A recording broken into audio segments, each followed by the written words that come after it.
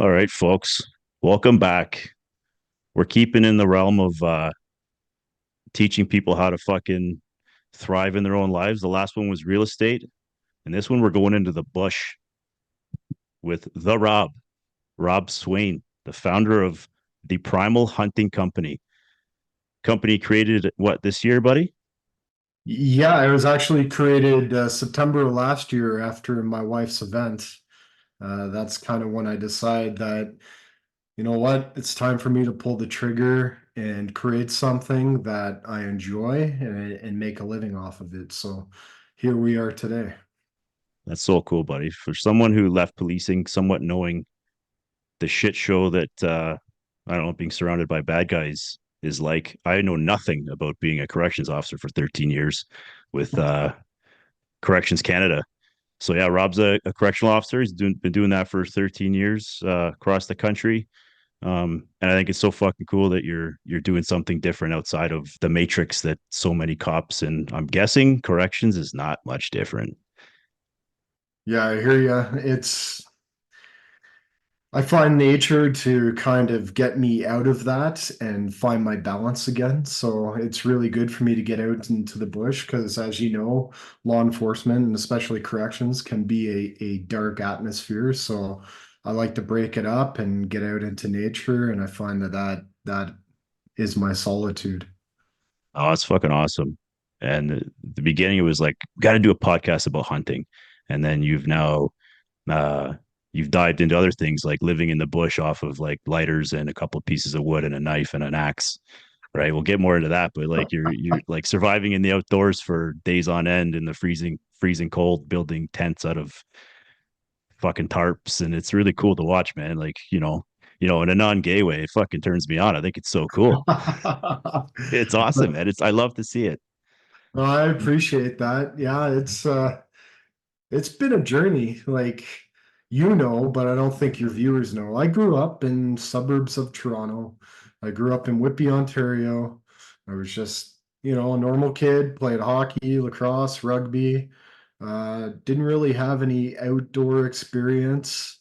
And I find that that's nice that I got to live that life and live this one because now I kind of have the contrast and I know which path I really want to follow. And it's now this.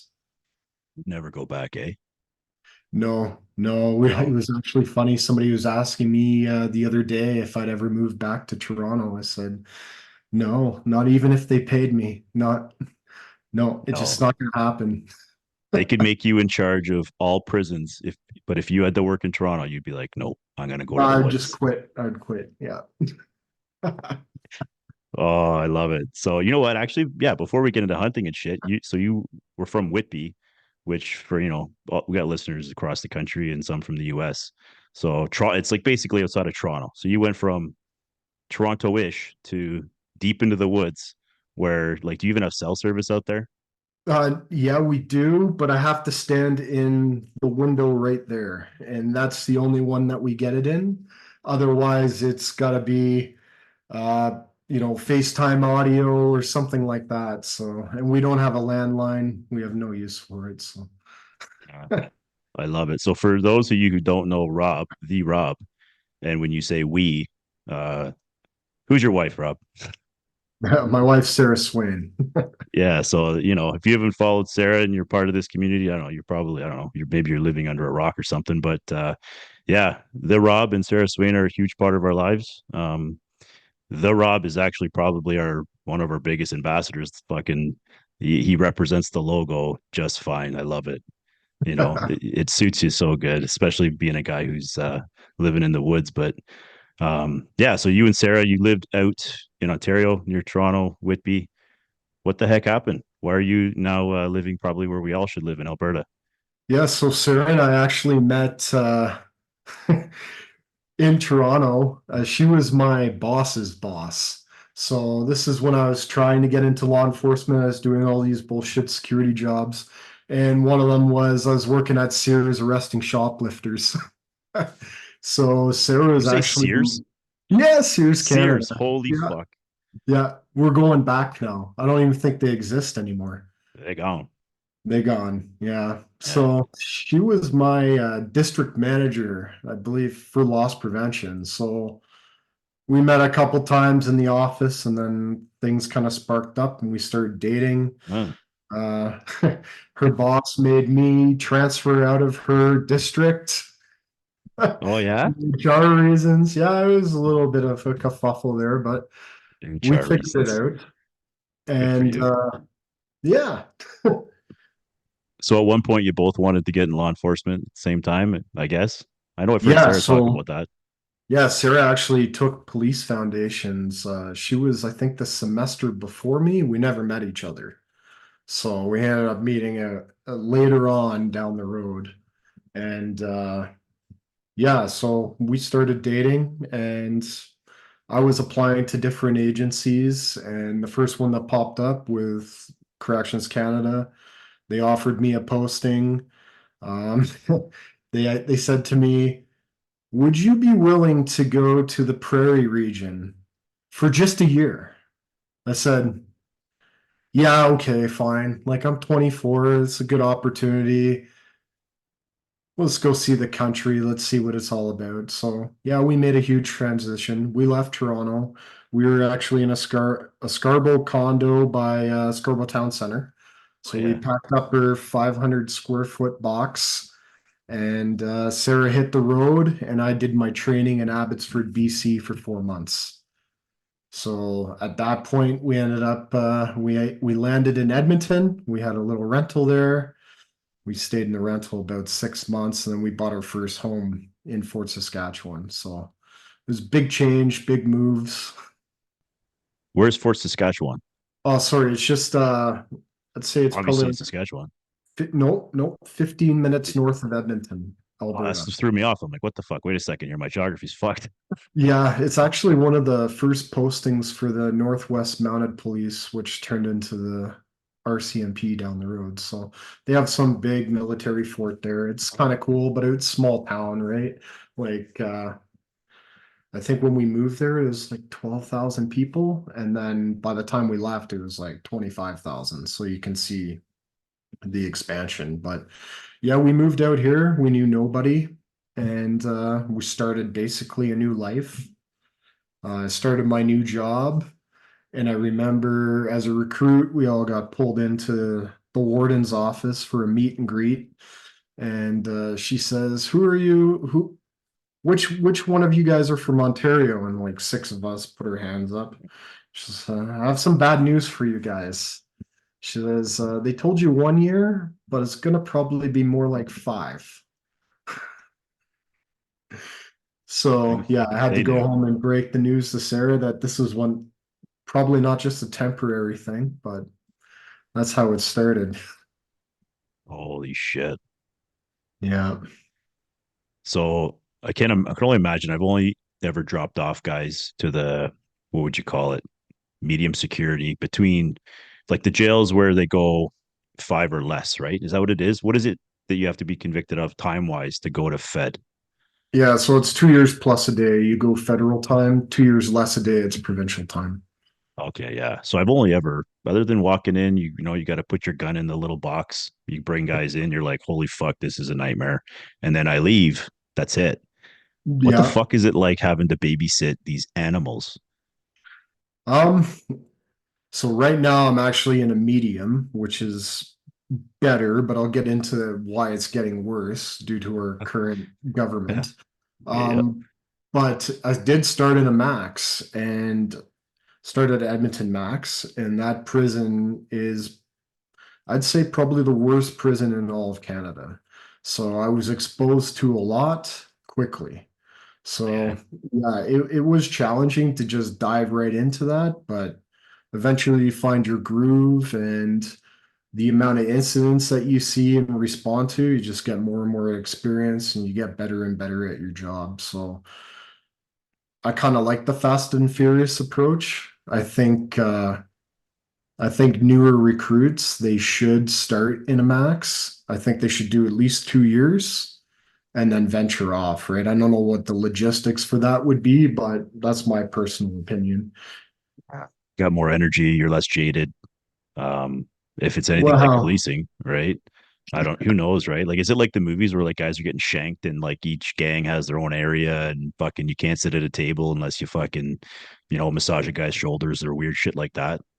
Yeah, so like our prison was really different. So we had no unit could mix with each other. So each unit was basically segregated amongst themselves, even though they were considered general pop. It's just those gangs don't mix with these guys. So we actually had um, strict movement procedures within the prison to move different units to either programming or to the gym or even like something like going to healthcare.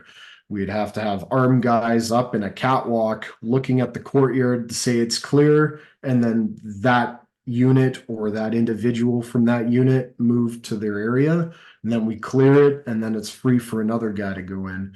And there has been mix-ups in the past where they open up two units at the same time and then they just literally run at each other and it's game on. A fucking Royal Rumble, but like Yeah. death. That's Yeah. fuck. It can escalate to that quickly. We actually had one situation where a newer officer to the institution, I think they were a transfer, they were told, do not open this one sliding door between the units. And accidentally that button was hit. And then the two units went at each other instantly. And the crazy thing was they were all armed. It was almost like they were ready for it. Like It's there was no fucked. time to prepare. It was just like that. And then all of a sudden we have three ambulances on property. Really? Fuck. So they just sneak shit in. You think they're really good at, I try to phrase this without saying there's guys, dirty guards bringing shit in, or they just make them like they're fucking taking beds apart and making shanks or shit with their toothbrushes. And this is just based off of movies because this is shit I've never dealt with. Yeah, like you know what? The inmate is fairly, they're like MacGyver. They can make anything out of nothing. So the reason why we had to increase, like the TVs are like tiny. They're like 13 inches, but we had to charge like $350 for them because guys would get in there and take pieces of metal and then sharpen it and create shanks out of it. Yeah, the toothbrush thing, they ended up melting the plastic. You put a razor blade in there. They can make weapons out of plastic, like whatever you think, like a rock in a sock, batteries in a sock. I've heard Like that one. I've seen it all. They're resourceful. Yeah, I've even seen guys make armored suits out of paper mache. So, Armored suits. They'd be good on your yeah, course without getting ahead of ourselves. yeah, they probably do well. But That yeah, is fucked. some crazy different types of weapons that, that a normal person like you and I would look at and we're like, nah, that's not a weapon, but they can figure it out. Wow. Did you ever have to fucking guard like the pedo wing where like the guys who, do all the weird pedo shit getting, what do you call that? Where they're segregated.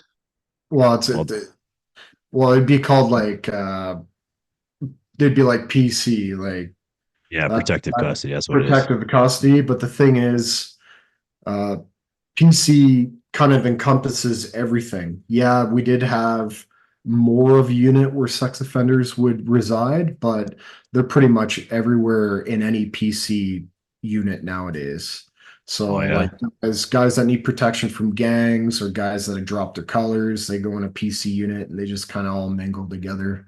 I'd Really? say at that max, I'd say 80% of the jail, maybe slightly more, maybe 85% was PC, but even the GP guys couldn't mix, right? So I'd tell them that they're PC as well. They didn't like that too much, but it's fact. So if Think you they're guys pedos.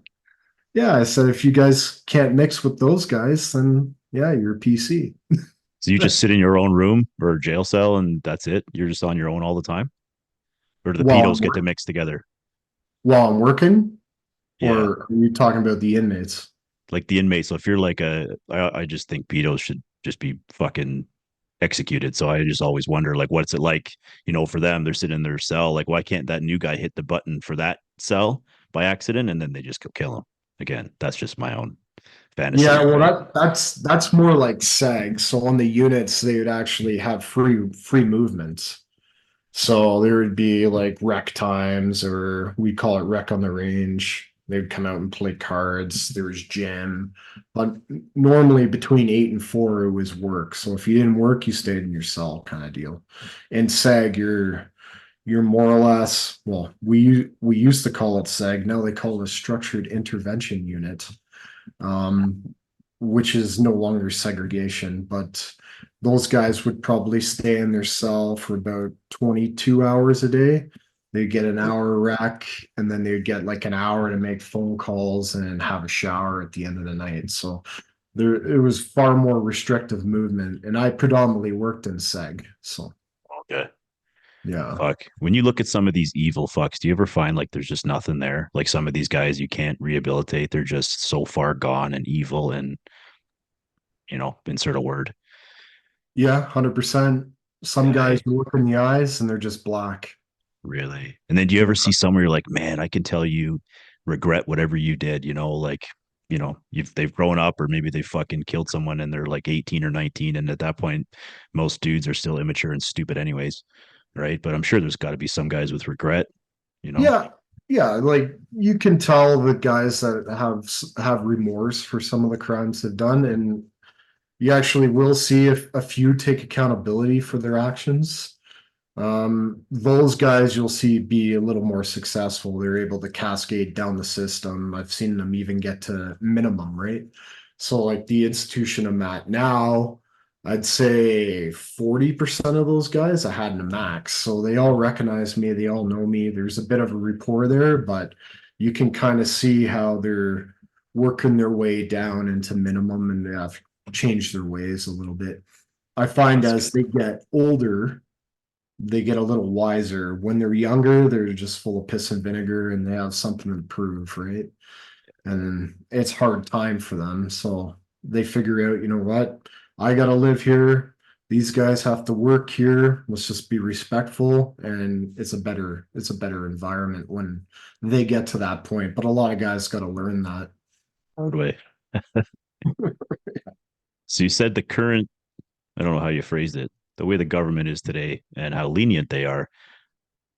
So does that mean like the jails are filling up more or guys are just not ending up there because no one goes to jail anymore?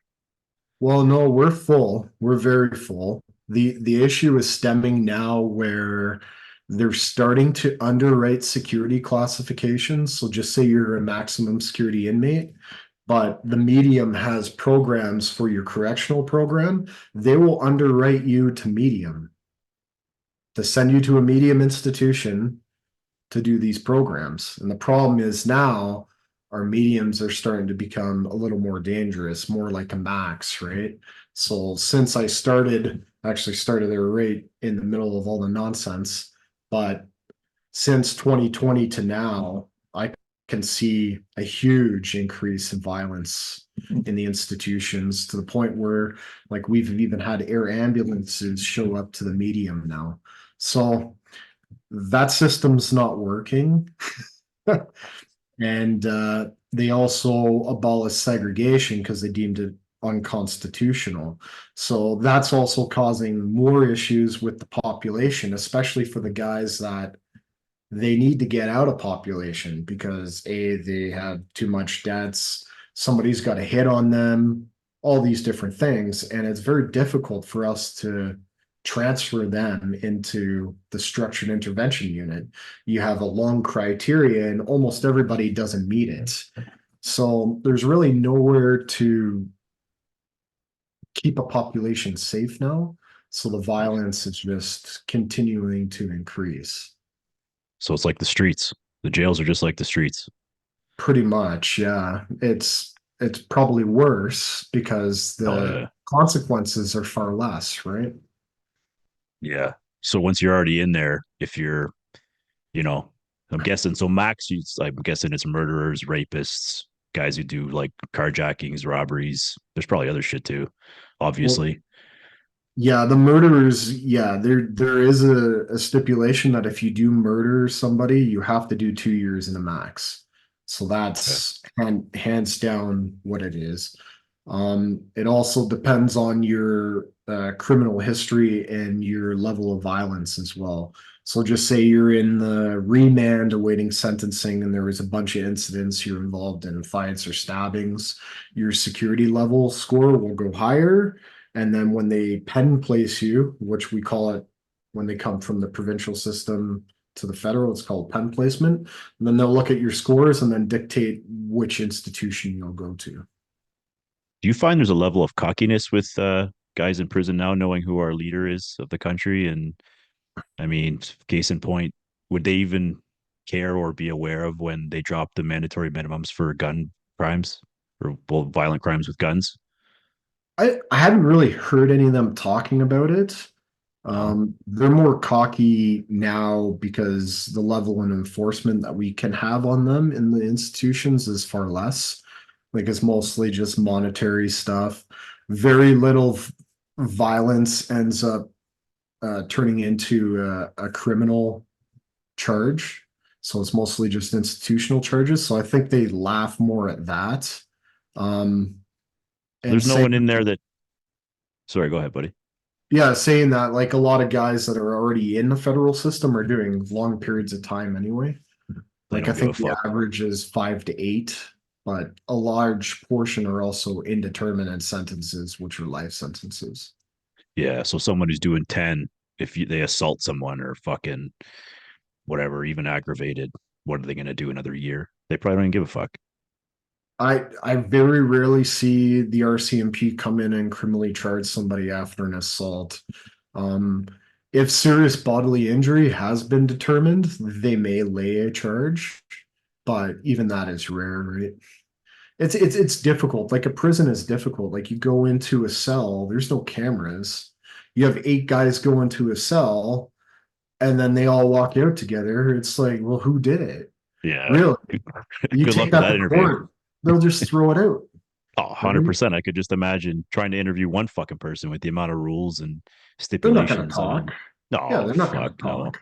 No, forget it. Yeah, what am I talking about? Yeah, Yeah, so it's difficult in that sense. Like you try to get different camera angles, but they also have a certain level of privacy. Like we can't put cameras in their cells unless they're under some sort of observation, just say they have a package suicide. inside of them or suicidal, right? That's pretty Yeah. much the only way that we can have them on recording. Mm. So, it's difficult to find out. You can find pieces here and there. Some inmates will talk to you, but for the most part, if it's an organized thing, they just say, "Yeah, I don't know. We just went in there. We were having coffee. I don't know what happened to him. He must have fallen off his bunk."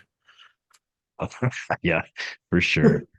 Yeah. Fuck. So in my career, there was a few dirty cops, not many. It's not as many as people think. It's like fucking 1 in 10,000, probably more actually. But there was one who he was actually convicted. He was gonna do an armed robbery with an actual service rifle on drug Wow. bangers. Yeah, he got taken down. It was fucking pretty wild.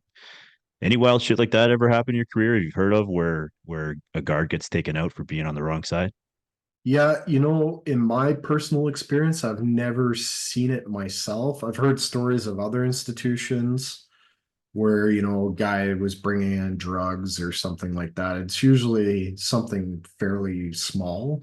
Yeah. I've also heard of gangs trying to get somebody in their community who is completely clean hired and then get into the system that way as well to, Really? bring stuff in. But the introduction of contraband through people is pretty much almost gone now. They're using drones.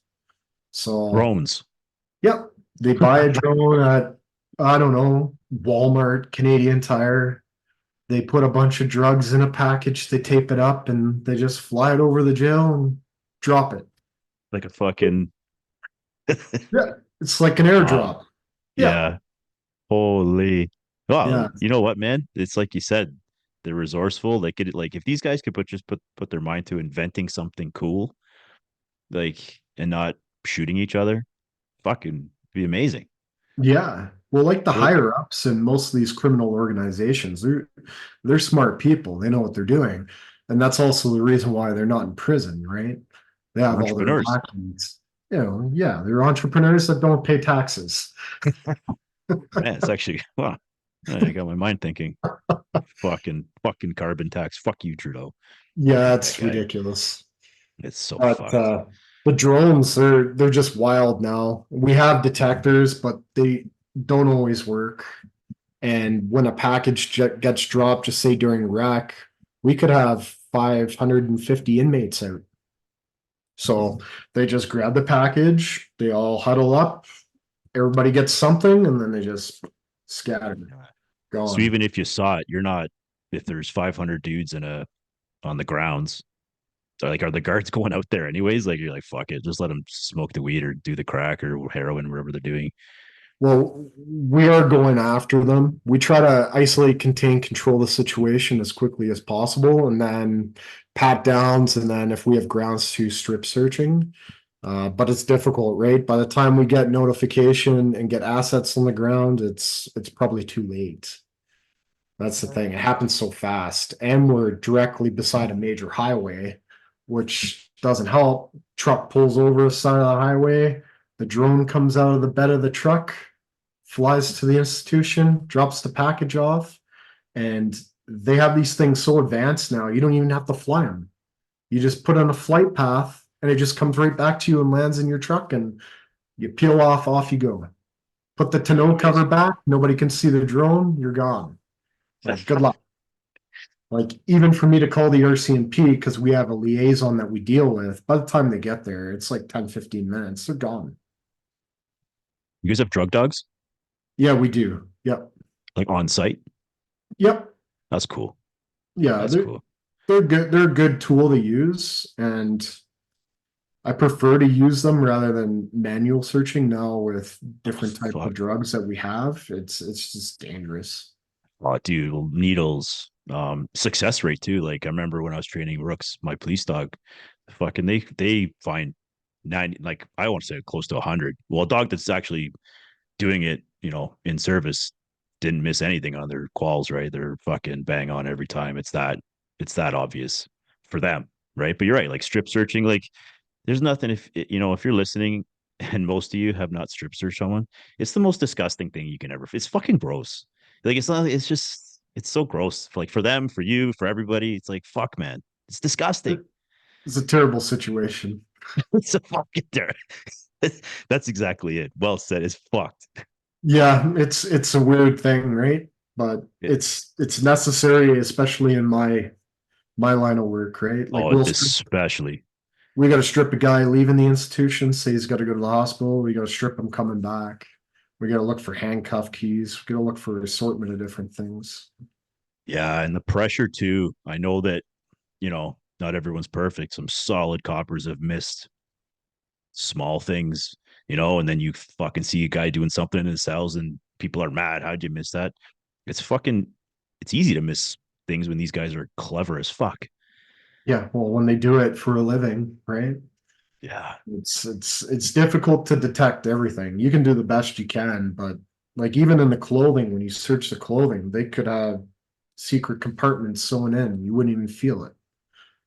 Oh, So it's like, they're pretty ingenious that way of concealing stuff. Even in the cheeks of their mouths, they can move their tongue around and move the item. You won't even see it when you inspect. So yeah. So, you know what? Let's move on from jail. Fucking depressing. Fuck. I'm so glad you're doing what you're doing now, especially having, like, when I was a cop, I didn't have any until the end, until I fucking had to leave. I didn't have a side hustle or something that I was super passionate in, other than like working out and maybe playing hockey. There wasn't like a avenue where I believe I can see where you're going. You may not have to do that forever. You can actually do cool shit, like teach people how to hunt and teach people how to survive in the woods. So, moving on from corrections, in the last, what, 2 years, I've seen you. I've only known you personally for what, maybe 18 months or so, but I've seen you yeah, go from like hunting and now you're doing all this cool shit. And for a guy like me who has only trained in, like, firearms training for tactical stuff, I wouldn't know how to hunt to save my life. If, everything bad happened, which who knows what's going to happen in the near future. Honestly, to be honest, I wouldn't know how to care for my family, which is fucked up to say as a dude, right? In terms of like providing food and shelter and, like we've got our generator, we've got our guns, but I if I have to shoot an animal, I don't fucking know what I'm doing. Right. So like as a hunter, you're an avid hunter, fucking super experienced, super fast, I think. What the fuck am I doing if I want to start hunting? Well, the first thing you talk about your firearms training. So you have the shooting fundamentals. That's perfect, right? After that, it's just practice. It's trial and error, right? You got to get out in the woods. You got to learn how to track these animals. You can understand the droppings. You got to look for travel routes, bedding areas. And that's only going to come with being in the bush, right? You have to be out there to experience it. You can read as much as you want, but for me anyway, the act of going out and doing it and seeing the signs and learning the movements and learning the different patterns, that's going to help you be far more successful. But Prior, going back to you saying that, like you're concerned that you wouldn't be able to feed your family or something if things got crazy, right? And that's kind of what pushed me back in 2021 when we bought this acreage. We bought this log house in the middle of nowhere. Sick. And yeah, that's when my mind started to change. That's when I'm like, like things are getting pretty crazy pretty quickly. There's food shortages being talked about. Like, what am I going to do about this? So I put it to action. I started learning as much as I possibly could, started practicing my marksmanship, and I got out there and I just did it. And that's what you got to do. Like reading about it, yeah, it's going to help you understand fundamentals, but until you get out there and actually pull the trigger on an animal and do everything, that's when you're going to learn all the skills. All right. So I know we won't divulge the whole new logo that we co-designed, which is sick as fuck, by the way. So let's imagine that whoever's listening to this has already got their gun license. They've got themselves a rifle or a bow, which I don't have yet, which I'd love to get. What do you need? Like, I mean, in Ontario to go hunting, you got to fucking drive like 4 hours north. I know it's different, even the antlers out here are different. So you taught me, right? But Yeah. outside of having a gun, we'll imagine that everybody has a rifle at this point or what they need to go hunting to shoot whatever they're hunting, right? What do you need? Yeah. So first, you're going to need a hunter safety. You're going to need that ability to purchase tags legally. Now, if it's like an apocalypse situation, you're just going to go get your meat, right? To do things lawfully in Canada, each province has their own set of regulations. Ontario is very similar to Alberta. You need your hunter safety. And then once you do that course, you get your certificate and you can start buying tags. Now, for the area I live in, I can have 3 deer and an elk. And those are just general tags. I can do that every year. So that's the first thing you're going to need. Second thing you're going to need is proper attire, proper clothing, and like you saying, you guys are going to have to drive 4 hours into the bush to go hunting. You're going to need to be able to pack that animal out and get that animal home or to a butcher without spoiling the meat, right? So there's preparation in that as well. Um, I'd say the main things, especially if you're ground hunting, it's your apparel, so your clothing. You want to break your silhouette up. You don't want to have a human silhouette, and you want to cover your face. We have forward-facing eyes, which means we're predators, so animals recognize that. So you want to cover that up as much as possible. And scent. If you don't smell like your environment, they're not going to come near you. So for my clothing, I hang it all out on the barbed wire fence in front of the house, and it stays out there my entire time I'm hunting. I might wash it 2 or 3 times. I know it's gross, but even then I use scent packs in the washing machine to help break up those human enzymes because you don't want any Okay. scents. They'll smell you like 200, 300 yards away, depending on windage. Oh, So yeah. for the No guys that different than don't trucking. yeah, and the guys that don't see anything is probably because they're getting winded. And the animals, They smell too good, so they're probably from Toronto. I don't know what they're doing. I'm just kidding. Smell like they don't belong in the woods. Yeah. Yeah. So animals will pick up on that. So that's another huge factor. And especially with bow hunting, because bow hunting, you want to get within 40 yards of an animal. So that's close. Fuck. So Yeah. bow hunting an animal like that, have you like basically fucking what's the fucking word? So you're sitting up in a tree. You're staking out in a tree. I'm fucking talking like a cop. Yep. Fucking Tree what's a stand. Yeah. tree stand? You're in a fucking tree stand.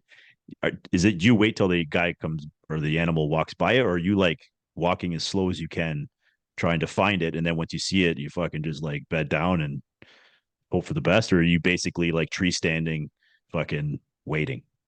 You can do both. So tree Okay. standing, you're going to want to find a populated travel route and you're going to want to get kind of right in that 40-yard zone of that. And Okay. then I have a range finder. When I bow hunt, I use it all the time just to check distances. So I can use on a bow, you have different pins for different yardages. So it's very important that you know the distance of that animal before you draw. Um, you can also hunt in stock as well. Uh, in the early season around September, which is elk mating season, that's a better time to stock. I'm 235 pounds, so me crunching around the leaves isn't going to be too stealthy. So when the ground is soft and moist in September, that's kind of where I flourish in the stock and hunt approach. After that, once the leaves have fallen, I'm in a tree stand. It's just odds, right? I don't want to waste my time. So you said three deer and an elk. Is that per season or per annual year? Or I guess it goes by seasons, right? Yeah, so it's typically fall. So in Alberta, September and October are archery. So you have 2 months of archery, and that's the main reason why I took that up. And then November is all rifle. Okay. Yeah, so you have 3 months, and then you can get 4 tags. And if you get draws, moose in my area right now, I think it's a 7-year wait. What's So that for? for moose. So you Okay. apply for a tag, and then either you win in a lottery or you have to wait for your priority to get to a certain point that you're able to draw that tag. So, There's less yeah. moose, or is it just something where it's I was done enough of them, or Well, the why is that? moose they breed a little differently. They're slower, so that's why they do it, and they don't want to encroach on the habitat as much. If I were to go like far up northern Alberta, I could probably get a tag, no problem. But then I'm now hauling a moose back like 6 hours, and if I can just walk out my front door, it's very difficult for me to travel the hunt now. Like it's just kind of a luxury that I've had. So So. good. Yeah, it bothers me to drive somewhere if I don't have to. I know. I love seeing Sarah post. It's just like you walking into the woods. I'm like, that's so cool. It's like Yeah, fucking your backyard's like your hunting fucking paradise. yeah, it's great, and I've established great relationships with the ranchers. So we have lots of pasture lease around us, and I have access to over 1,600 acres of hunting land, and It's it's fucking just me. awesome. That's amazing. You would have to drive hours to find that. You can't. There's nothing. Well, at least where I am, I'm fucking close to the city, right? It sucks. Yeah. Well, it's all demographic, right? Like if you were to move up to Muskoka, you probably have a lot Yeah. better chances to hunt, but then you're up there too, right? So And then you're stuck with all the yuppie fucking I haven't been super there in uber. years, so I don't know what's happened to Yeah. Muskoka, but Yeah.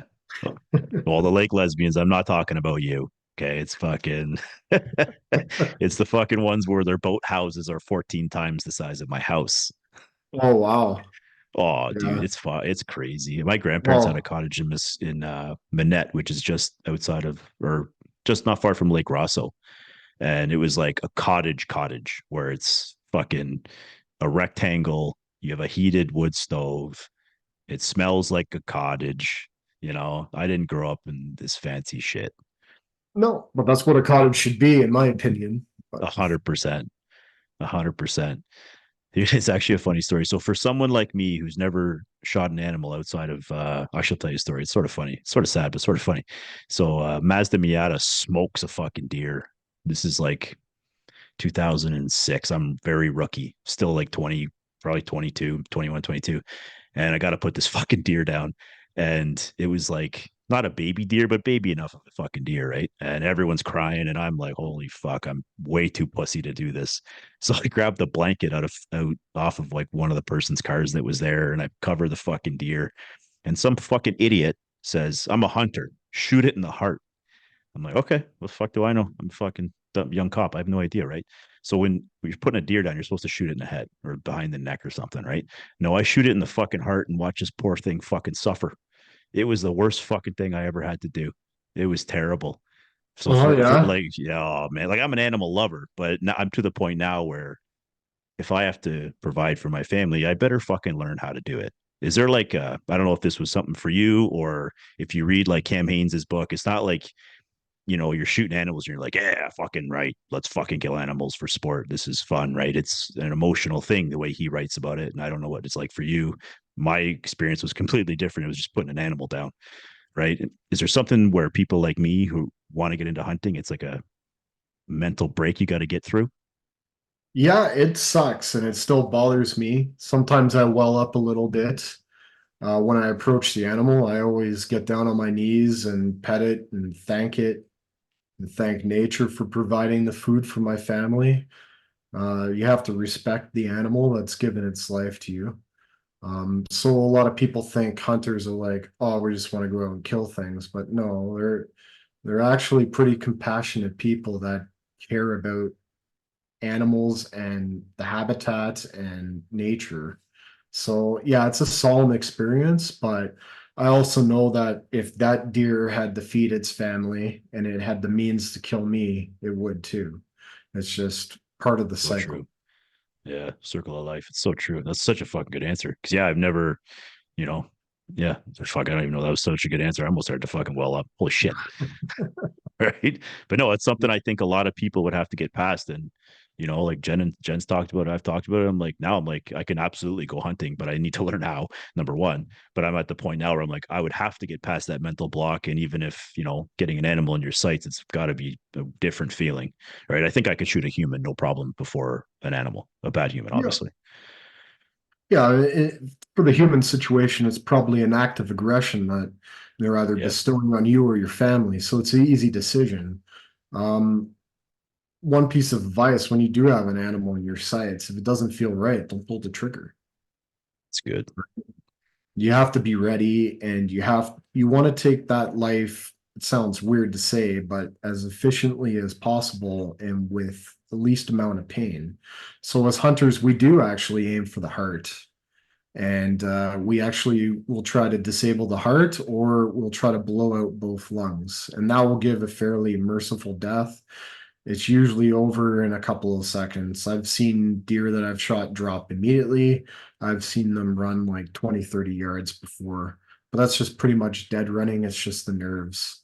Um, and as a hunter, you're taking these shots and you're actually giving that deer a better death, if that makes sense. If a pack of wolves gets it, they're going to hamstring it and they're going to eat it alive until it passes away.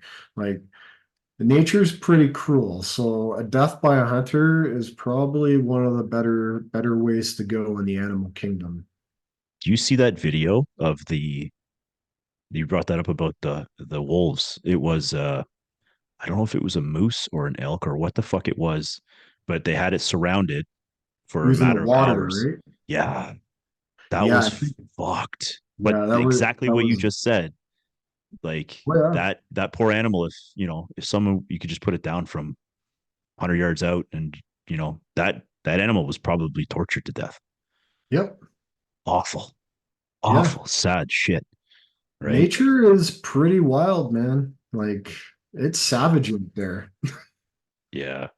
No, no, I like your answer for that, but if someone's you know bent or hell bent on hunting and learning how to hunt, it's something you're just gonna have to get over, say a prayer or whatever you got to do to get through it. But this is all about providing. That's where my head's at, and I know that's where your head's at.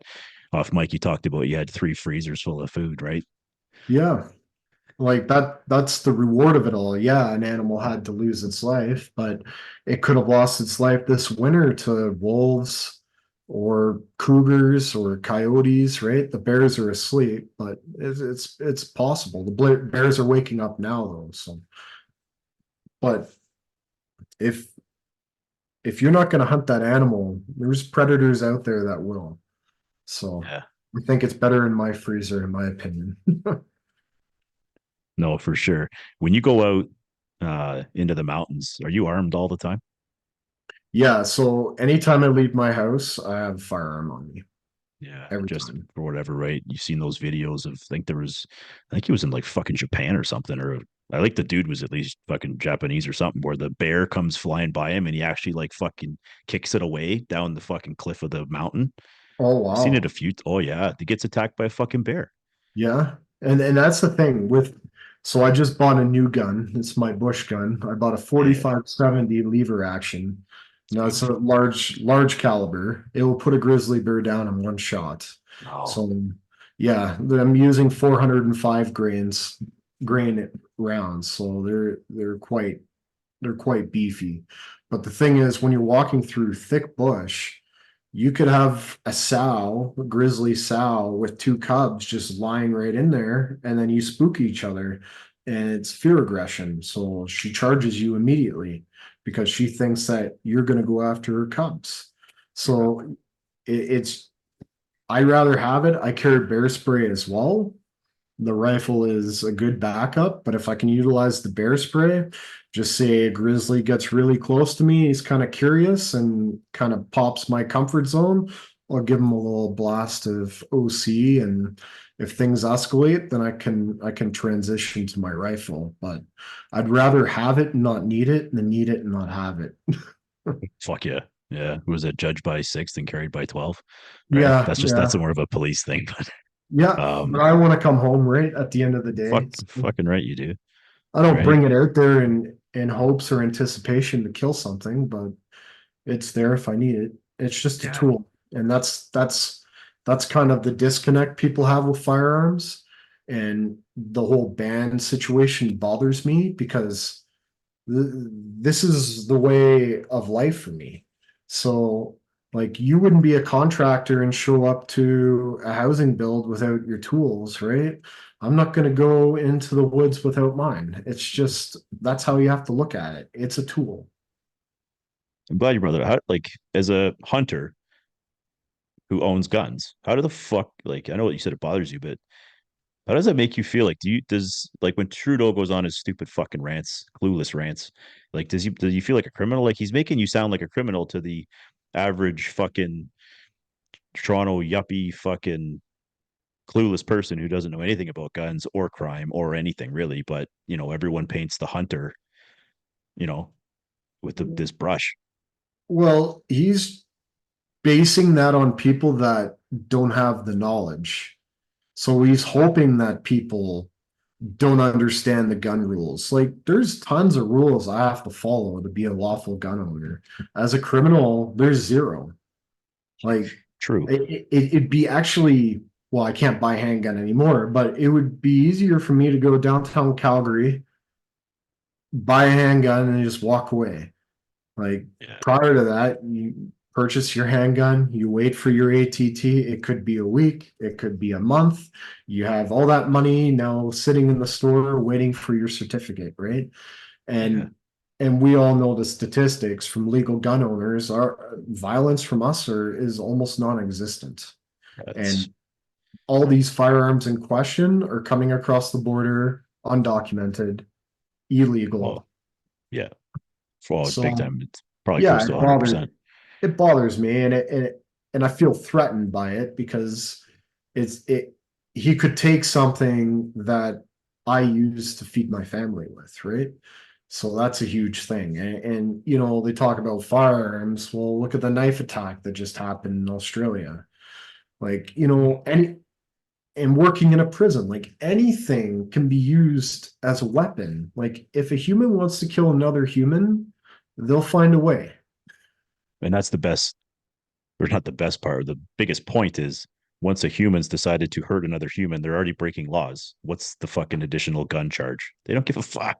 It's so dumb, right? Murder or gun? Yeah, like it's so beyond that. Like the gun charge is just like the cherry on top. Yeah, that's the one they plea out. They don't even plead guilty to that one. They plead that one No, out. yeah. It's not even part of the trial. They're like, ah, fuck Well, it, Your yeah, Honor, my right? client's already doing life. I think we should just get rid of this charge. Yeah. Yeah, But, and then we have stupid rules where, anybody can just buy a crossbow. So, so true. and it makes And no those are noise. and those are Yeah. fucking powerful. Oh, yeah, you kill a person very easily with a crossbow and it won't make a gunshot noise. Like nobody will even hear it. So, the problem is we have people in power that are uneducated on the subject. So Do you think they until are? that Do you think they're changes, just no, I don't, because you see, even in America, you see the politicians talking about these firearms, and you're just like, what? Like I remember seeing a video of a woman talking about a AR-15, which is just a semi-automatic rifle or automatic in America. But she's like, oh, it was like moving several boxes that you would move from your house. That's how heavy she said they were. it's like And she bazooka or said, something? like the bullets were like this big. I'm like, no, it's a 223. It's like that big.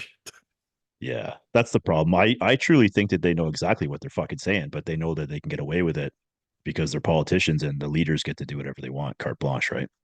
Yeah, like in the urban centers, I think you can get away with that talk quite a bit because the average person isn't knowledgeable about it. And, that was me when I was growing up as a kid. I never had a gun, right? I only got a firearms license once I got hired with the service. I said, well, I may as well practice on my own time because they don't give us enough range time on the job. So, That's a good point.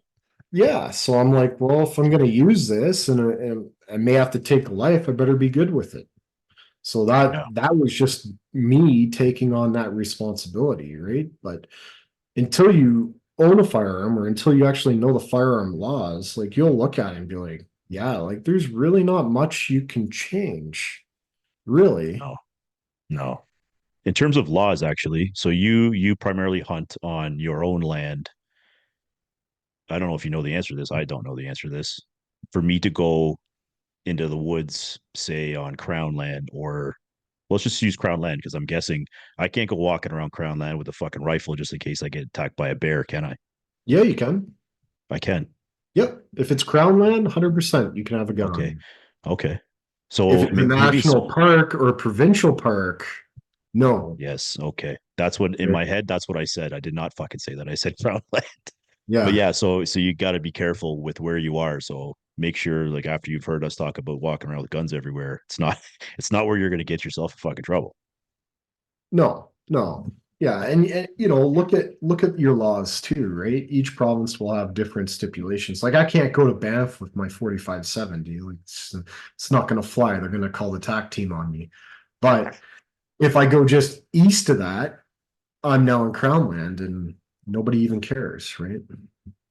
It's beautiful out there, Well, man. and Alberta's a little different with guns. People are a little more accepting of it because It's amazing. they understand it's a tool, Yeah. right? Like we just had a husband and wife and their dog mauled to death and eaten 30 minutes from our house. That Come was on. last fall, and they did use bear spray. It didn't work. Fuck. The sow was an older sow. I believe she was sick. She killed all three of them, even the dog. I Jeez. remember coming home from a midnight shift and seeing RCMP flying down the coal camp. And I'm like, well, that's weird. It's 6 o'clock in the morning. I never see police out here. So I'm like, maybe somebody's house is on fire. I don't know, or something's going on. But yeah, found out that day that a couple were attacked. They were seasoned backpack campers. They believe they're in their 60s and they brought their dog with them. And they were attacked in their tent while they were getting ready for bed. I think they were reading a Kindle or something. That's what they're saying. So they have a Garmin InReach device, which is like a satellite messaging device, and there's an SOS button. I own one of those as well, and that's how they were alerted to the area. So yeah, they were mauled to death, and he didn't have a firearm, right? Fuck. Yeah, And that's the shitty part. If anyone could take anything away from that part of this pod, is if you can take a gun somewhere and you are a lawful gun owner, take your fucking gun there. It's that yeah, simple. and bring the right caliber because you don't want to shoot like a 5.56 or a 2.23 at a grizzly bear. That's just gonna piss it off, right? Okay. All right. Okay. Fuck, I didn't know that either. So Yeah, what like what you want a fairly large caliber, 30 cal plus, in my really? opinion. Yeah, So even like 45 a slug? better. What about a slug? Would a slug Yeah, would do anything? slugs are good. There's Okay. also something called a defender round where they have a slug and then there's double odd buck. I think three double odd buck behind it. So it's a Okay. combo round. Those are good as well. But slugs, 45-70, Fender. large caliber. Yeah. Yeah. Holy shit. That's so I totally would have thought a 223. So 223 is more just for hunting deer. You can hunt deer with a 223. I wouldn't advise it. I would go with a No? larger caliber. I would Okay. hunt coyotes with a 223, or I'd use it for anti-personnel. Um, but yeah, you like me personally, my hunting rifle is a 30-06. And my father-in-law, he reloads for us here. And I usually go with like a 200 or 220 grain. I usually go with a heavier round just to make sure. Um, but that gun now allows me to be versatile. I can shoot anything pretty much, up to a moose, right? Okay. So, in my opinion, it's one gun, one caliber. I change the weights of the bullets, and that's the best way for me. I just find it more universal. A lot of people may disagree with the 30-06 because it's an older caliber. A lot of guys may prefer like a 308, but that's just my experience. Everything I've shot with my 30-06 has died almost instantly. So Really? yeah, Fuck. I'm Okay. quite happy with the gun. It's accurate, and most of the time I'm not shooting anything past 250 yards anyway. Most of my kills are between 75 and 250 yards. Okay. Fuck. Has Sarah fallen in love with shooting guns yet? I get her out occasionally. She doesn't like the recoil on some of my guns. Like Okay. my 30-06, it does kick. It's got a 35-pound recoil. And my new bear gun that I just purchased is between the 38 and 40-pound recoil. It's like shooting a slug. She does like the SKS though. She likes plinking away with that. So yeah, I get her out every once in a while. But she is going to get her hunting license this year, and she's going to come out with me. I'd like to get her into archery as well. You train with that a lot, like target shooting, whether one or like both. Yeah, like archery, I train a lot because the ammo is reusable and it's cheap. So I just use my field points over and over and over again. Uh, Usually when I'm approaching hunting season, so I'd probably say like another month, probably middle of May, I'll start really hammering arrows downrange. I usually shoot between 400 to 500 arrows a week. Fuck, eh? Yeah, Yeah, yeah. yeah. Do you prefer one over the other? Like, do you enjoy? I'm guessing it's way harder to bow hunt than go out with a Yeah, rifle. archery, I like the challenge, 100%, but it's unique in its own way. And this year, I'm actually going to switch it up a little bit. I'm going to get a traditional recurve bow. So like the old school, not a compound like you see all the fancy mechanical things now that look futuristic. I have a compound bow. I use that, but I'm gonna buy a traditional recurve. So the month of September, I'm gonna use recurve. October, I'll use compound, and then November, I'll use my rifle just to kind of, you know, hone in on different skills because who knows, maybe I'll have to make a bow one day out of a branch and use some sort of hide as a string, right? You never know. So Fuck, that's so cool. I like that. yeah, Let's transition to that actually.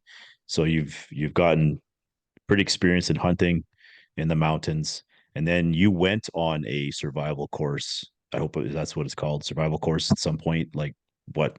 few months ago? It was a beginning of February. So I did a winter survival course, and it was actually with a gentleman. He's a consultant for that TV show Alone. Okay. Yep. And he's quite experienced. He also did I believe it was a 200-day canoeing trip from Rocky Mountain House, Alberta to Thunder Bay. He had to do over 200 different portages. So, looking at his qualifications, I'm like, yeah, 100% I'll pay to go learn a couple things with this guy. So we did a full winter camp. We utilized different shelters throughout it for winter uh use. So I think it was minus 18, minus 20 most of the nights, and we were warm. So it's actually the shelter I like the most is called a super shelter. And you can make it a single, double, triple, or you can even make it as big as 6 people.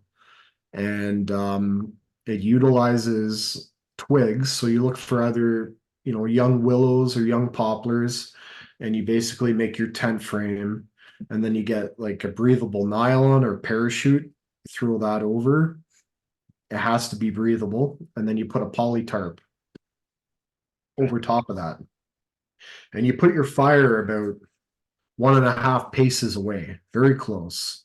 And you'll have a survival blanket. You know those like shiny space blankets you see people wear when they have shock and stuff? The stuff Yeah, you give guys in jail. yeah.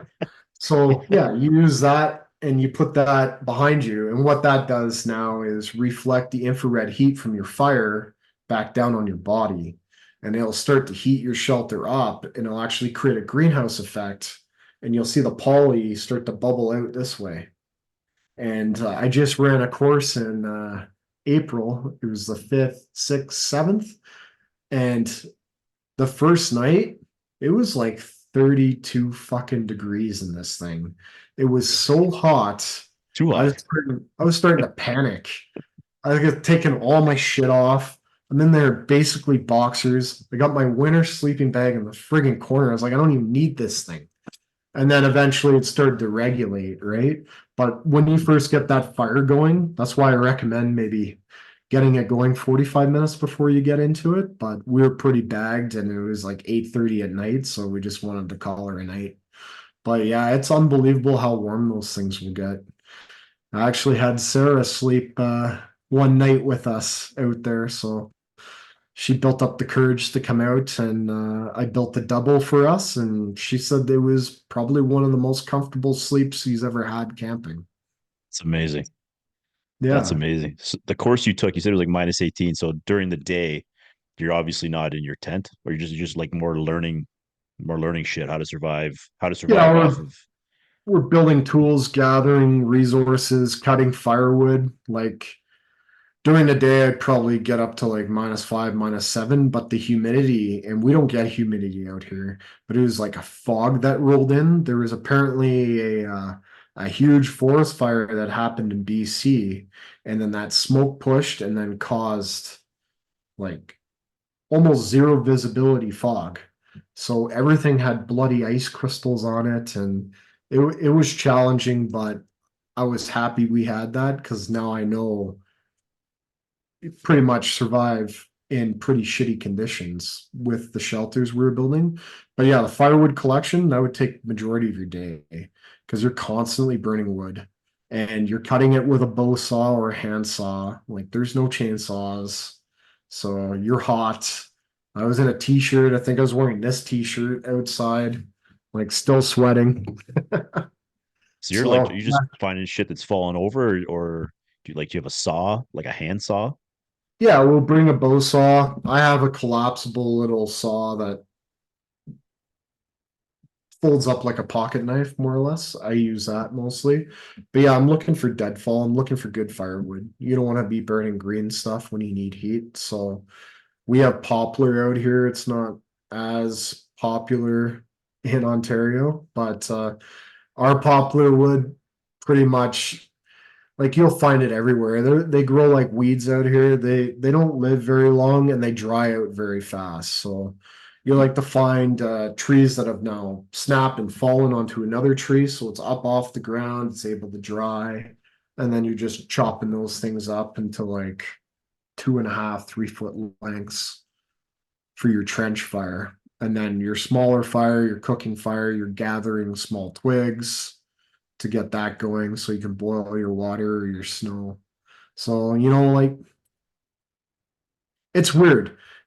People will think that you'll be extremely bored out there and cold, and no, like it's almost like something natural inside of us just recognizes that primitive lifestyle, and they're like, yeah, I remember this, right? And it's just good, honest work. And by the end of the day, you get into your little shelter.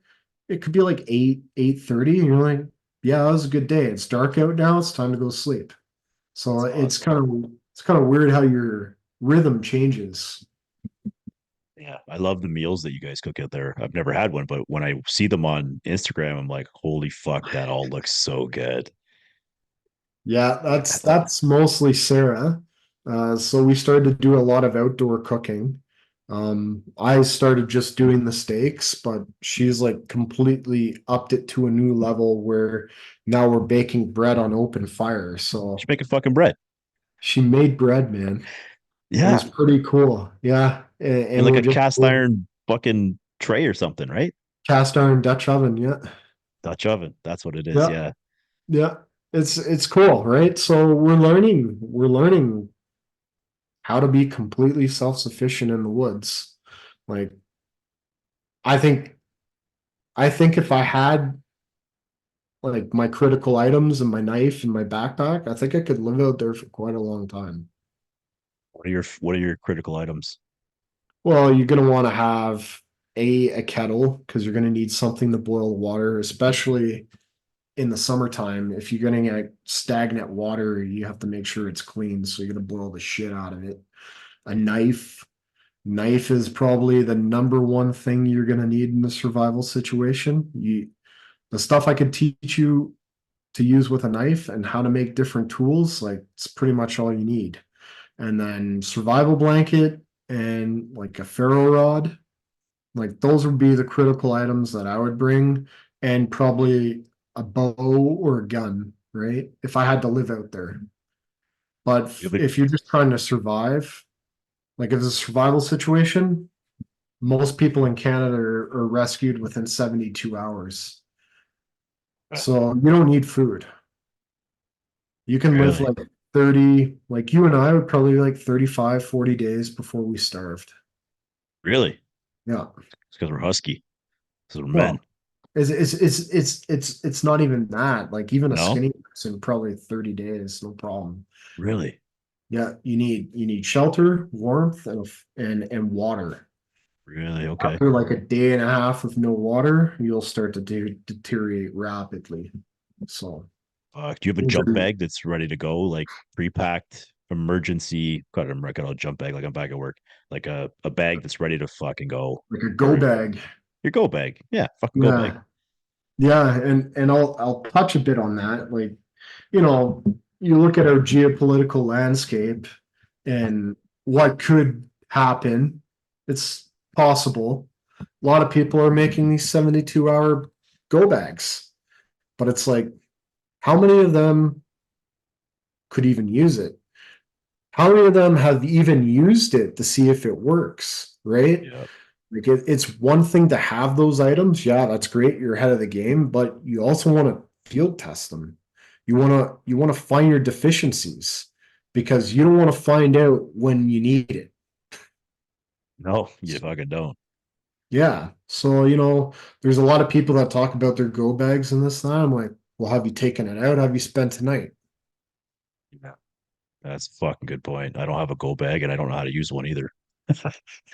Well, I can help you set that up, buddy. That's no Fucking problem. right. Fucking right. Let's dive into that because now you're doing your own courses. Yeah, I am. Yeah. So I did my first course in April and it went really well.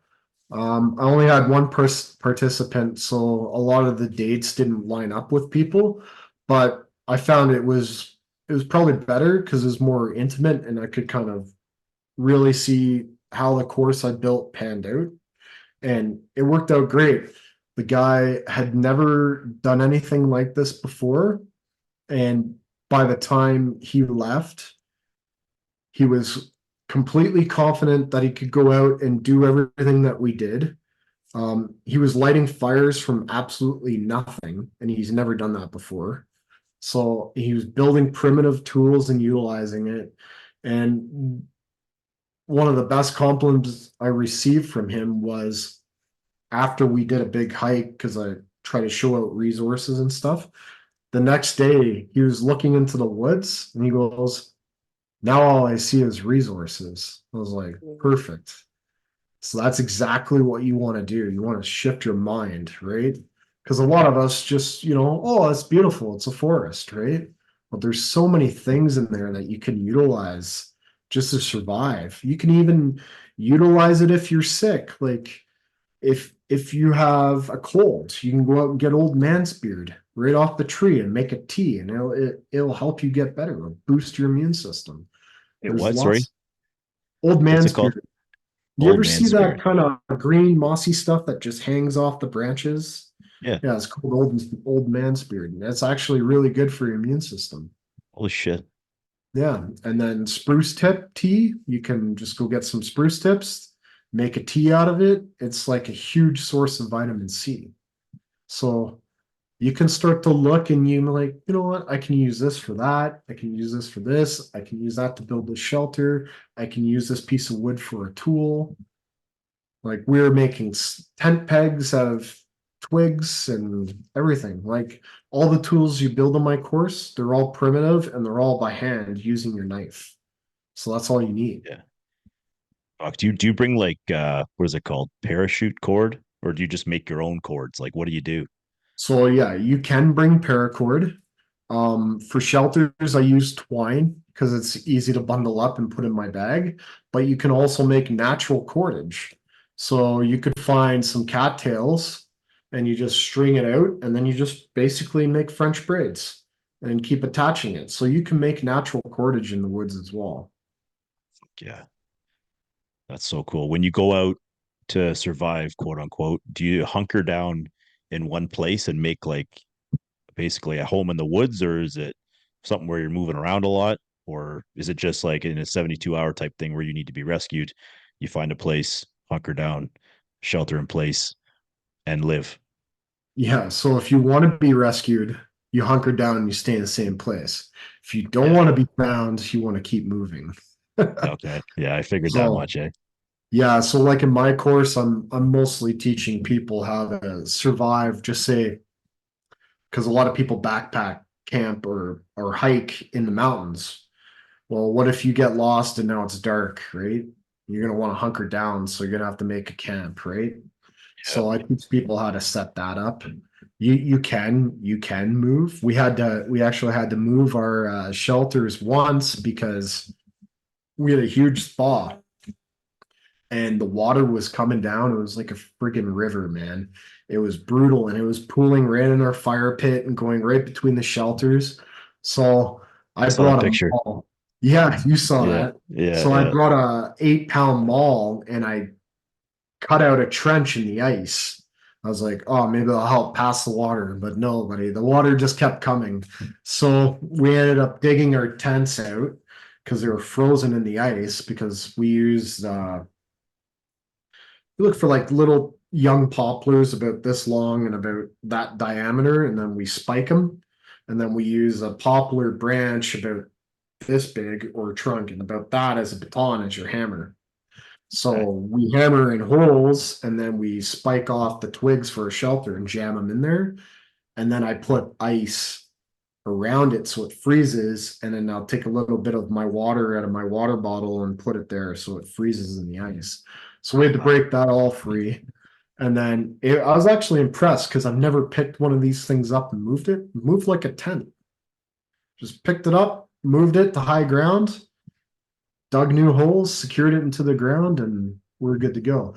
So that was the first time we actually had to pick up and move, but it would have been a miserable night. And the guy that I was with, he was slightly lower than me, so all the water would have pooled. It would have been a mess, so we had to move. Soaked. Yeah, it took us like an hour, hour and a half to move everything, including our firewood, so it was worth it. But yeah, they are pretty portable, and the twigs you can also stretch back out to their natural form, tie them, and then tie them to your backpack. And you can just keep going, set up shop somewhere else, or you can get new twigs. Nice, nice. Well, look like you ate like kings out there for your course. Yeah, we had ribeye steaks, venison tenderloin. I think it was red peppers and onions and potatoes, and then homemade bread. And then Sarah made banana bread on the fire for dessert. So at the Wow, end of the course, I like to do a cookout for everybody. So, it's kind of like, yay, like, you accomplish something that you've never done before. So we'll have a little feast. And that's yeah, awesome. it was fun. We partnered with a local ranch just a little bit south of us and coffee company as well. So That's we'll be wicked. able to provide some different products for them. And I just want to, make a unique experience rather than just like, all right, well, you're going to eat dehydrated packs for 3 days and everybody's going to be miserable. I wanted a bit of a celebration at the end. Yeah. So I guess the first couple days when Sarah doesn't bring out all that stuff, is that you're just sort of like surviving and eating what you need until the big party at the end? Yeah, so like you can bring different non-perishable foods. You can bring like cured meats and stuff. Me personally, I know they're not the best for you because of the high sodium, but they leave no smell. So I prefer the dehydrated packs that are sealed and then kind of keeps the bears away, in my opinion. And it's simple. So all I have to do is boil water. So I bring a kettle, we'll either use the water that I supply from the well at the house, or we'll boil some snow, melt some snow down. The thing is with snow, a lot of people don't realize it's a 4-to-1 ratio. So it takes a lot of time to get liquid from your snow. So if you fill up Really? your, yeah, you fill up your whole kettle and you don't want to pack it and you want a little bit of water at the bottom, otherwise you'll burn it and your water will taste like shit. But yeah, you'll fill it up and you'll probably get that much water at the end of it. And then you have to put more snow. So it's a process.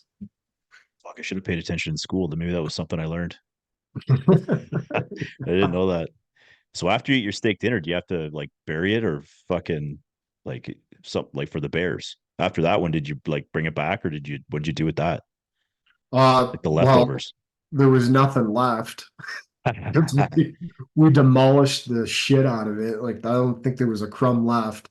And then Sarah just brought some of the dirty cast iron cooking stuff and just brought it back up to the house. Oh, And that's then good. she trekked back into the bush and spent the night with us before we packed up. That's cool. When's the next Yeah. one? The next one is going to be on June 4th to the 6th. So I slated it for 6 people. We have 4 enrollments already, and we only have 2 spots left.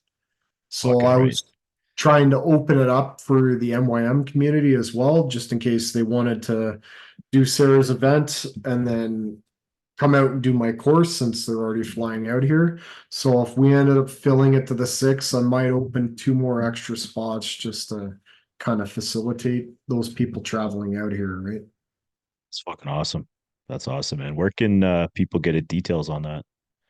They can go to my website, theprimalhuntingco.ca. Um, and if they hit /BBS, they'll go right to my sales page. They can also go to the link in my bio on Instagram and that'll send it to the sales page as well. I'm going to be announcing more courses coming up. I'm actually going to make courses geared for families as well. So, a mom and dad can take their 2 kids or 1 kid or how many kids out.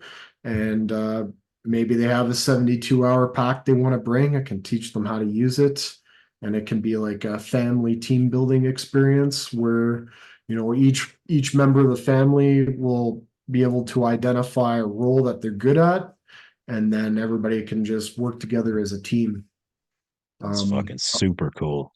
yeah, I think that'll be fun. I was also thinking about doing like a kids camp thing Like the kids would have to be with a guardian, of course, because there's fire and knives and axes. But I was Yeah. thinking of opening that as well as a team building thing for families. And I'm also going to be launching online membership as well. So I'll have videos on different instructions, different courses, and then I'll probably come online every 2 weeks to answer questions or do a live demo of something. And I've actually also been approached by homeschools. So they want me to create a curriculum and then deliver that to the kids. So I think it's kind of cool, right? Because these are the skills that have been lost, right? I didn't grow up learning these skills. I had to learn it myself. So I think they're invaluable skills. I think everybody should know them and pray that they don't need to use them. That's such a fucking good way of saying it. Like outside of hunting for, for providing, and there's people that hunt, every season. The, living in the bush and surviving in the bush is so fucking different than going hunting with your buddies, drinking beers. So, Yeah, it's a different vibe. yeah, not to say that's not fucking awesome. It's, it's different. And I think it's super fucking cool that you're doing it. No, I appreciate that. Yeah. Maybe we should throw that new logo we created on some hats for your course. There you go. Yeah, I appreciate that. I'd Fuck definitely yeah. rock that. Yeah, Yeah, yeah, and anybody that signs up for the next one, we'll send hats out. I think that's fucking. It's got to happen. I'm on a golf trip right after MYM, so I'll be on the other side of the country. that's fine. Yeah, I'm gonna get you and Jen out here one of these days, so it's we should gonna do it in the happen. winter.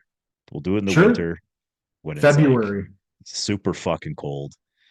You know, I think that would be fucking wild. I'm all for it. Yeah. Oh yeah, that'll really make you think. Yeah. Well, you'll be comfortable if you dress right, you bring the right things. Like I send a list what you should bring, you'll be fine. You won't be cold. That's so cool. Yeah, and it's different when it's -30 there. Everyone keeps saying, right? It's like you said, there's no humidity. Yeah, there's not much moisture out here. It's fairly dry. It's Like still I've fucking cold though. broken, Like -40, yeah, like you keep hearing these -40s and whatever, and that's got to be still minus freezing. 40, -50 is cold no matter how you Doesn't shake it. it doesn't fucking matter. But yeah, like all the bones I've broken over my life, like they don't hurt out here. And as soon as I go home to Ontario, like the cottage, you can feel like the humidity getting inside like the little cracks, right? So That's that's also one communism. That's that's the fucking communism in the air. that's the scent of Olivia Chow from the city of Toronto. Yeah, that seems to be turning out well. Yeah, You fuck, guys I have love your it. keys at the front door? Oh fuck, went off on that in the last pod. Yeah, what a fucking what's insane. It's fucking Yeah, insane. Yeah, yeah. talked about, if you're gonna leave them just inside your front door, you might as well just leave them on your porch. Because then if you're gonna want to avoid the violent encounter in your house, Just which they leave don't it in want the you to, car. yeah, just fucking open the door too, right? Kill the, it's so stupid. Those things would not happen in rural Alberta, I'll tell you that. No, I feel like I'm meant to be an Albertan. Logistically, we ain't there yet. But when we were there for MYM, like everybody that's from Alberta, they're like, "You're not from Alberta." I'm like, "I know." You know, fucking anybody from Ontario, we're like, "I know, fuck, it sucks here." Yeah. Big dude with a Fucking beard, yeah, you'll fit in just fine. But yeah, that's like the difference when we did move out. So we left, right? We went to the East Coast for 2 years. We didn't like it very much. And then we came back to Alberta because we just had this sense of belonging and sense of home here. And it's really weird. Like, I've never lived in a place where I'm proud to tell people where I'm from. So as soon as somebody asks me, where do you live? Right away, I'm from Alberta. And it's a proud feeling. It's strange, but it's home. That's all I can say. that's so cool. That's so cool. Yeah, it's different here. Like we love it. Like our kids are here. We have some family here, but we talk about it all the fucking time. Whether it's a red state or Alberta. It's really that's it. In Canada, there's nowhere to really go outside of Alberta. It's just more our roots are here with kids and shit. But Yeah, I'm I hear super you. happy for you guys. We left with nobody and we made it work. So Well, it's fuck. it's not There's easy. no. There's people that left MYM, came home, sold their houses, and moved to Alberta. right? Yeah, It's fucking true. awesome, right? Yeah, Yeah, seeing but more of that. yeah. So yeah, anybody interested in the course? There's only a couple spots left. This will be out in 2 weeks, so maybe they'll be gone. Maybe the other two spots can go to someone. Doesn't matter, but we'll push it and support it. And non-negotiable brand's going to push it, and I can't wait for people to see the. Gotta talk about that actually. So I was fucking around with the antlers, which I don't even really know what the fuck the antlers are from, and so I sent it to Rob, and Rob fucking and I go back and forth for a few hours one night on Instagram, and I can't wait to fucking show people this thing. It's so cool. I'm gonna once that launches, buddy, that's the only fucking shit I'm gonna wear. Like I already only wear your stuff everywhere. So yeah, now you're making something related to hunting, like it's game over. Like I'm gonna throw everything in my wardrobe away. It'll just be guns and antlers. So how you incorporated it? Let's just do this. I'm like, oh my god. I'm like, bro, I think we go back in the fucking chat, bro. And that when I saw it, I'm like, that's it. It's fucking Yeah, amazing. it's an amazing logo. You guys are gonna do well with that, Oh, 100%. it's If so not, cool. I'll buy it, I guess. No, it'll be good. And you know what? I think for all your courses, we should just be fucking sending it for all your people. No, I appreciate that, Mike. Yeah. No, I love it. I love how much you guys have supported us, and fucking right, man. I hope tons of people come out to your course whenever you do one in Ontario. That'd be fucking awesome too. I have no idea where you're gonna do it. We'll hide from all the communists and the weirdos. Yeah, the only hurdle I have, I was talking about doing courses in different provinces, just because it's easier for me to travel there than six people to come out here. It's just land. So if we're able to find land, then I can run the courses. The thing is, you cannot build shelters on Crown land. They will fine you and they'll put you in jail. I've seen it. So Put you in yeah. jail. Armed robbers don't go to jail. Well, the problem is you've created now a home and they want taxes on that. So Just say you're a tenant. You're good. They fucking love tenants that don't pay fucking rent. I'm It's fun. squatting. I'm Yeah. squatting in this forest. Yeah. Well, fuck. If you're listening and you have land and you're part of our fucking team, no communists, no weirdos, no they thems. You got land that Rob can use for his course anywhere in Ontario, fucking rights. Let's go anywhere in the country, actually. But I'm Yeah, selfishly, if I can leave for a fucking few days and it's, not gonna fucking put the house upside down, be fucking amazing. 100%. Well, you guys are going to go to one of them. I know that. So next time you come out to Alberta, maybe we'll drag you out into the bush, you and Jen, for a night, maybe two. Fuck yeah. I love it. I love it. Remind everybody, Rob, where they can find you on Instagram or So they anywhere. can find me on Instagram. It's the Primal Hunting Co. And that's my handle. And in my bio, you'll actually see my website as well. But my website is theprimalhuntingco.ca. Fucking right, man. I hope everybody enjoyed this one. Rob's a fucking stand up dude. I'm super proud to have you wear our stuff. Super proud to call you and Sarah are fucking really good friends, man. It's awesome. Likewise, buddy. Yeah, Likewise. buddy. Thank you for having me. No, I love it. We'll do it again too. Sounds great. All right, buddy.